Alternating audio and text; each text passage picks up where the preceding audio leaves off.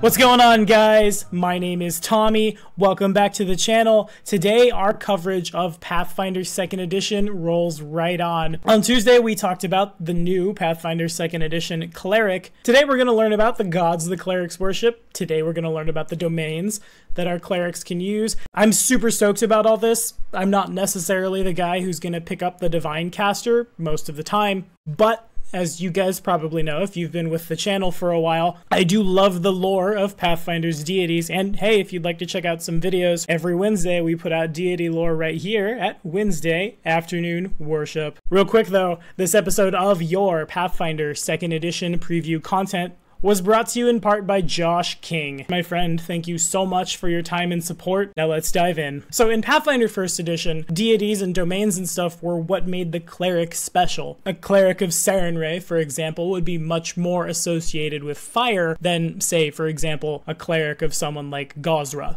The domains, and farther on the subdomains, gave us abilities to build characters the way we wanted to, for flavor, for optimization, or both, and the lore behind all these deities oftentimes plays a big role in your campaign, especially if there's a paladin or cleric or something like in the party. We're going to dive straight into the meat and potatoes today. We're going to look at Goddess of Art, Beauty, and Love. That's right, today we get a look at Shelyn. More specifically, we get a look at Shelyn's entry as we'll see it in the book. She's still neutral good, her favored weapon is still the glaive, and she still hopes to one day redeem her corrupted brother, Zon Kuthon. However, two new things appear here. First off, we see something known as Edicts, which I'm imagining are going to be like mini obediences that any character who worships Shelyn should, or mechanically has to if you're a cleric, follow. In this case, it's be peaceful, choose and perfect an art, lead by example, and see the beauty in all things. And again, we see that anathema, that thing that our divine casters must never do, or they risk losing their spells.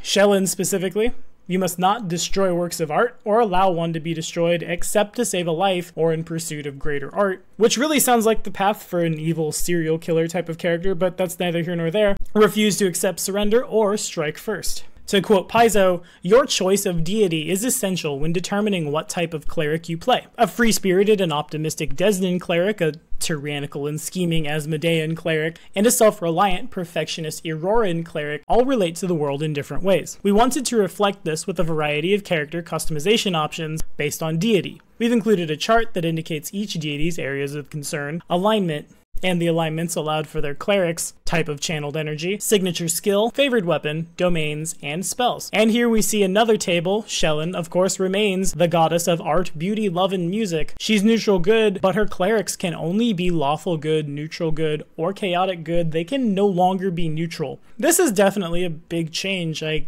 guess we can't afford to be neutral on a moving material plane. Oh, that one hurts. Anyway, Shelyn gives you access to channeling positive energy, crafting as a signature skill, the glaive as your favorite weapon, the domains creation, family, passion, and protection, and at first level, color spray, third level, enthrall, and fourth level, creation, which we're noting doesn't say minor or major because that's a prepare at different spell slots kind of thing now. For a bit of flavor, in Pathfinder 2nd Edition, Noir Gerber, the spooky assassin god, now has slightly different alignments permitted for his clerics depending on what aspects of the deity they worship, quoting Paizo, or you could create a new deity of balance through opposing extremes who accepts only neutral, lawful good, chaotic evil, and lawful evil clerics. What? No longer will gods force you to be within one step of their alignment. Now it's an entirely different thing, and really that opens up a lot of huge creation stuff for us the homebrewers, us the GMs. You don't have to be stuck to that quarter of the alignment box, or if you're in the middle, those 5. You can do pretty much whatever you want now to build your gods, and now I'm that much more excited to see Pathfinder deities revealed in 2nd Edition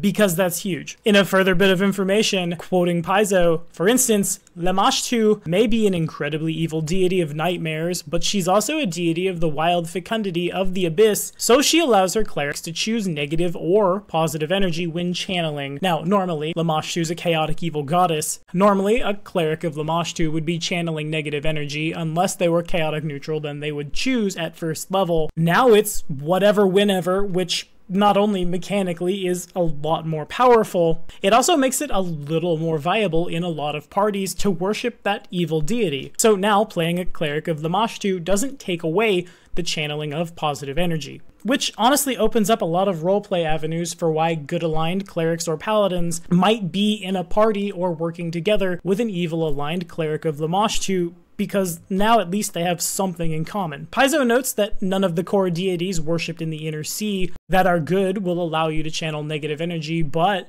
it could be possible for a deity like Tsukio, perhaps as part of his dualism with Shizuru, these being two important gods in the Dragon Empires, to grant you the ability as a good god to channel negative energy. And that, from the lore nerds aspect, means we might see more about Shizuru and Tsukio and all these other gods that haven't been filled in first edition moving forward. Super stoked. Clerics getting signature skills based off the gods they worship also feels pretty good. Quoting Paizo, "As we saw, Shellonite clerics will always have the ability to reach great heights in crafting as a signature skill. Noir Gerberite clerics, in contrast, gain stealth in order to blend into the shadows, allowing them to fit in with clandestine groups. So now the cleric who worships the assassin god isn't held up in the back because he doesn't have sneak trained and because he didn't want to take the trait because he needed something like magical lineage or whatever shenanigans he was trying to do. Now it's just a thing for him, which makes clerics of certain gods a lot more flavorful, and frankly, to me, the guy who again has never really felt the call to play a cleric, a lot more interested in playing one because they seem to be a lot more versatile moving forward. Now, we talked about some spells. Quoting Paizo, "Those are 3 extra spells that all clerics of Shaolin can prepare and cast. They aren't in any sort of special domain slot. You can cast them as few or as many times as you want." They also note that Sarenrae has access to Fireball. Who'd have guessed it? Alright, now let's talk about some domains, shall we? Quoting Paizo again, "Pathfinder 1st edition has a list of domains that cover a variety of basic concepts, but miss others entirely. And they're fairly generic, which means they don't always convey the nuance of why your deity has that domain.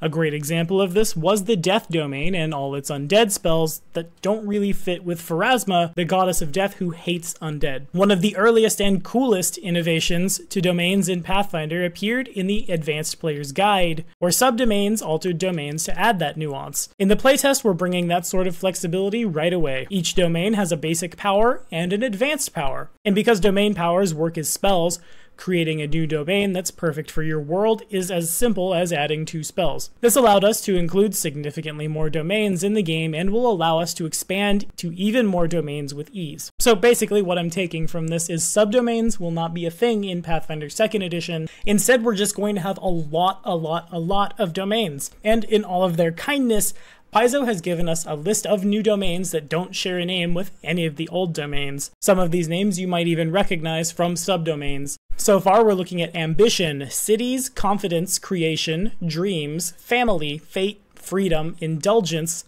light, might, moon, nature, nightmares, pain, hey Zancuthon, passion, perfection, Aurori, secrecy, truth, tyranny, Asmodeus, undeath, Ergothoa, wealth, Abadar, and zeal, Iomade. Of course, I'm just slapping these names on here, taking educated wild guesses as to who gets what. Really, we'll just have to see. And now here at the end, we get to see some of these powers, the first of which, Enhance Victuals. Its power level is 1, its casting time is 1 minute, taking material, somatic, and verbal casting. Its range is touch, its target, 1 non-magical pint of water or pound of food. You transform the target into delicious fare, changing water into wine or another fine beverage, or enhancing food's taste and ingredients to make it a gourmet treat.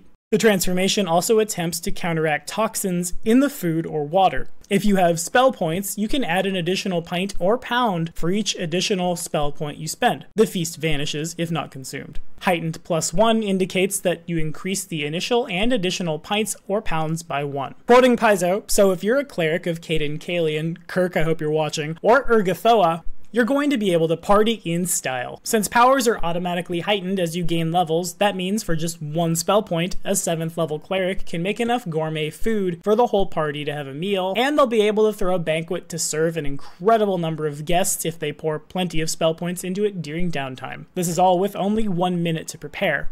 Next up is something we get from the Fate domain. It's an advanced power, appropriately known as Tempt Fate. Its power level is 2. Its casting is a free action with just a somatic component. This casting also has a trigger, that trigger being you or an ally within range, that range being 120 feet, attempts a saving throw. It targets you or that ally, and it reads if the triggering saving throw's result is a success, it counts as a critical success.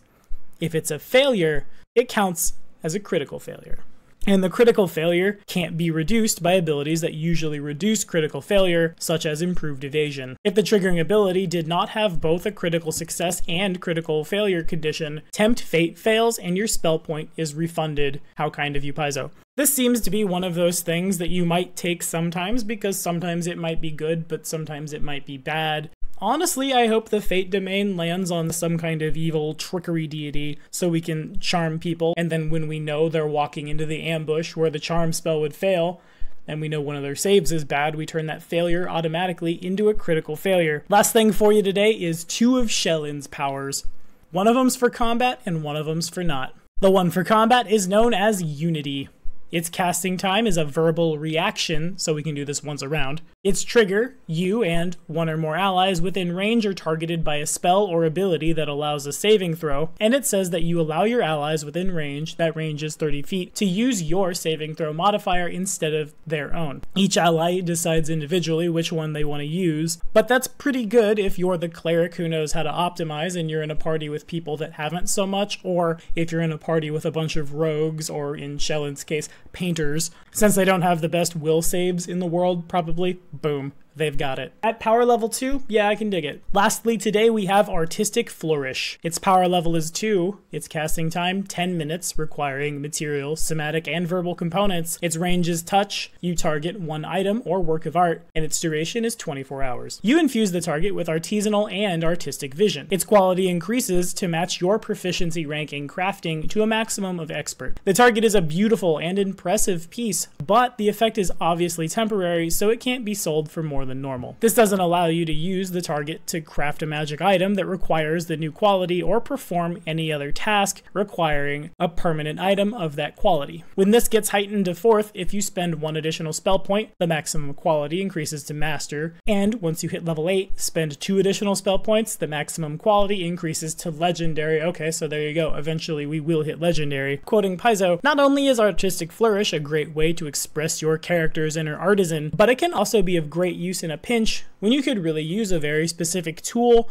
or item of high quality. Legendary quality items aren't cheap after all. This is also a great example of one way that using spell points allows us to play around a bit more and make the spell more interesting by varying cost. These sorts of flourishes are possible to word under a use per day system, but it's awkward, and it's much more straightforward and easy to understand with a spell point system. I wholeheartedly agree. And really, I like both of these truly.